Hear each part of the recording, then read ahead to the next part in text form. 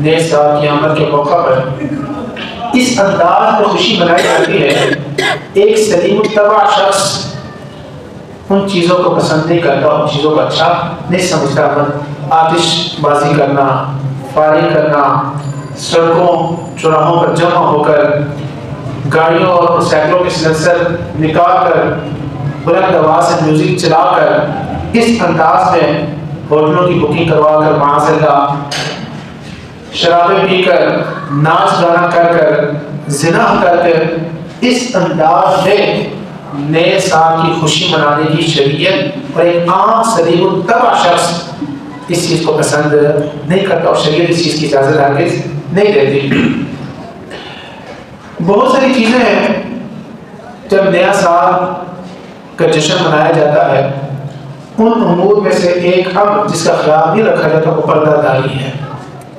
ہم دیکھتے ہیں کہ اس موقع پر ہماری نوجوان خواتین اور کچھ ادھیڑ عمر کی خواتین بھی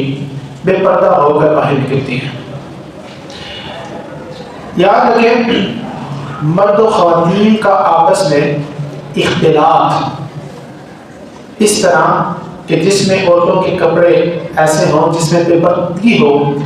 تو ایٹومیٹلی نہ بھی ہو تو ایک مرد کا عورت کی طرف مائل اور رجحان ہوتا ہے، اور یہ فطرتی چیز ہے۔ اب جو اس رجحان ہے، جو مرد کا عورت کی طرف رجحان ہے، تو ایک فطرتی چیز ہے۔ اسی رجحان کی وجہ سے ہمارا پورا تہذیب و تمدن کا جو گہوارہ ہے وہی وجود میں آتا ہے۔ اگر مرد اور عورت کی طرف رجحان ہی نہ ہو تو یہ تہذیب و تمدن کا گہوارہ بھی وجود میں نہ آ سکے۔ اب شریعت نہ تو یہ کہتی ہے کہ تم نے اپنا اس میدان کو اپنے طرف قید کر لینا ہے، اور نہ شریعت یہ کہتی ہے کہ جانوروں کی طرح بے باک ہو جانا ہے، بلکہ شریعت کہتی ہے مرد عورت کی طرف مائل ہو تو شریعت کے دائرے میں رہ کر نکاح کر کے مائل ہو،